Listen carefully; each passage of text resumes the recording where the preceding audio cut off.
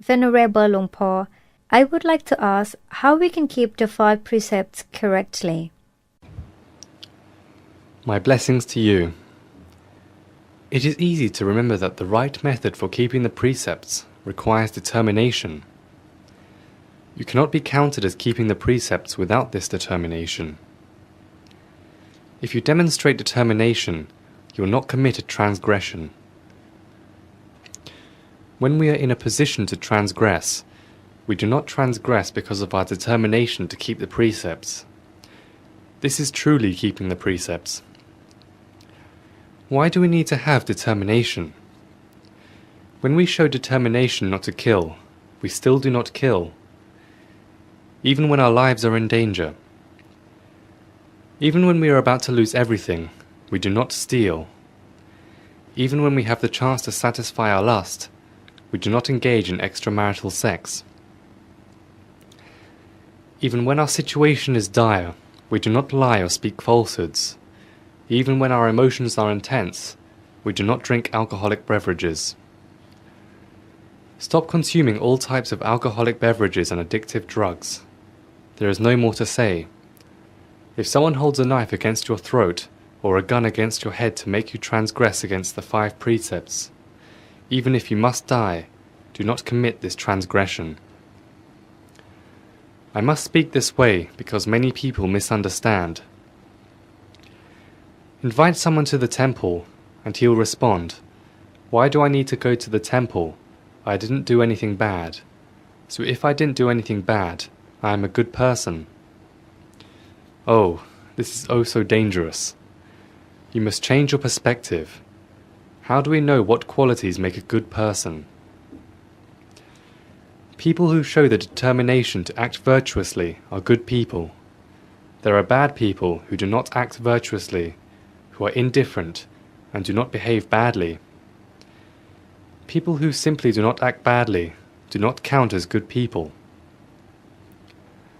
Convicts incarcerated in dark prison cells. These people are wicked and must spend their days in dark cells, in solitary confinement. They have no chance to kill, steal, to engage in sexual relations, to lie, or to drink alcohol. Are these prisoners keeping the 5 precepts? The answer is, it depends. Why? If a prisoner commits these precepts to heart, such that if an ant, mosquito or mite pesters him, and he does not squash or swat it, this counts as keeping the precepts. But if he thinks that whatever creature comes to annoy him must be crushed and killed, this demonstrates that he is not determined to keep the precepts. Therefore, he is not a person keeping the precepts. It is necessary to analyze this. A person who does not violate the precepts with his actions does not mean this person is keeping the precepts. It only means he did not violate the precepts yet.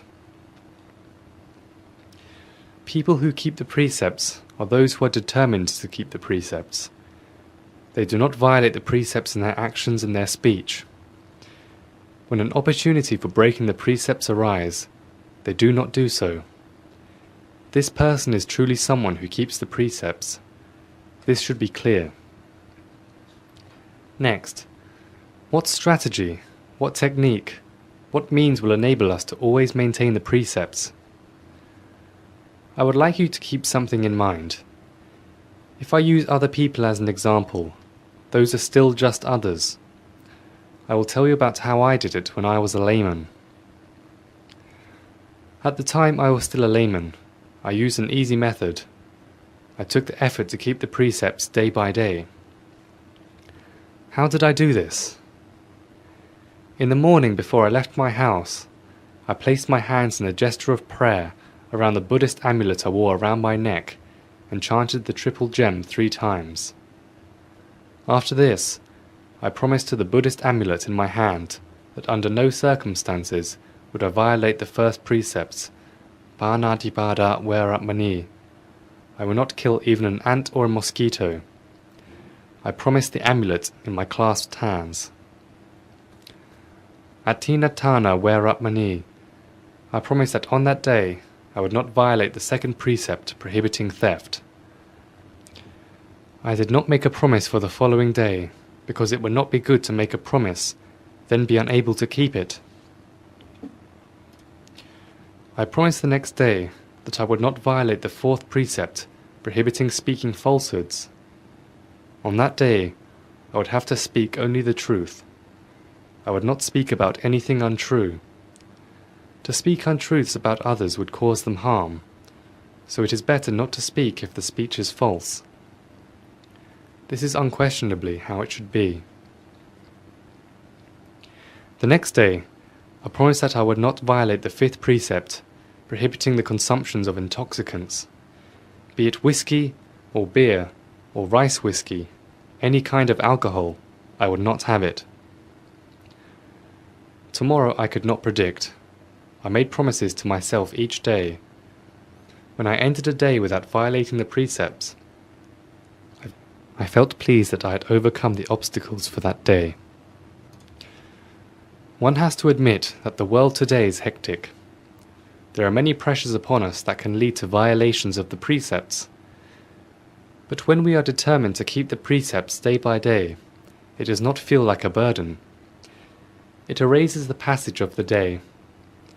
It is not hard work and does not require a lot of preparation. If you do this every day, you will feel happy every day. When you have done this for a full year, keeping the precepts will become instinctual at some point. It will be part of your nature. When something comes along that provokes you into violating the precepts, your mind will reject it. Because the precepts have become part of you, deeply rooted in your mind. So I would like to tell you that keeping the precepts is a process.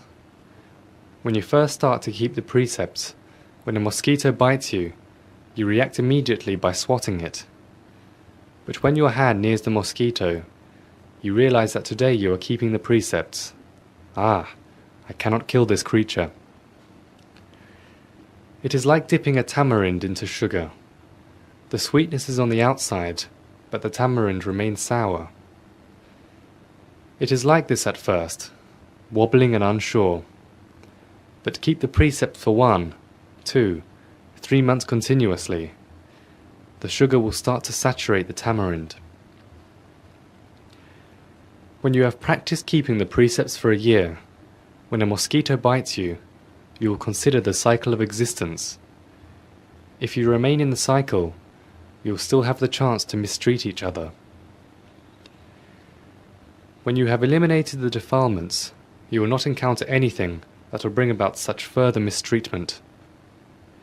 If a mosquito bites you, you will contemplate attaining nirvana.